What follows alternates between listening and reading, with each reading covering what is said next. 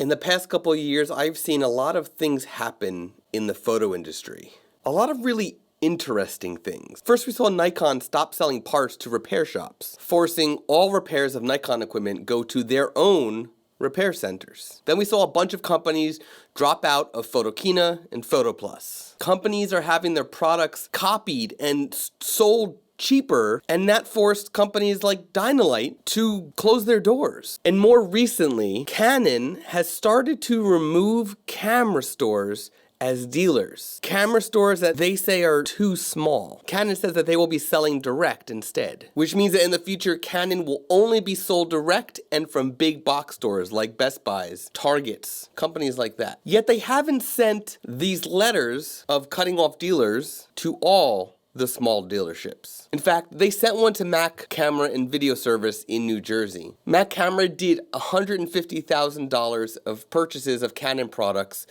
in 2019 alone. Now that is small compared to the big box stores, that's small compared to Autorama, Hunt's, B&H, and so on. But they spent a total of $500,000 between buying camera equipment, buying parts, and sending camera equipment in for repairs. $500,000 is not small. Mack Camera has been in business since 1938. They're one of the oldest companies in the photography industry, and they were just cut off as a dealer for Canon with no good excuse. And by the way, other small companies have yet to receive these letters, even companies doing a fraction of the business that Mack Camera is doing. So if Mack Camera is small, what are the other guys that are doing even less? And why are they still dealers? That one's on you, Canon. It's so interesting to see so many changes in the photography industry in such a short amount of time. More interesting is seeing Sony step it up. They're doing countless in-store events, working so hard to do a lot with the small businesses, while at the same time doing a lot with the large businesses. That's why Sony cameras are the top-selling camera brands right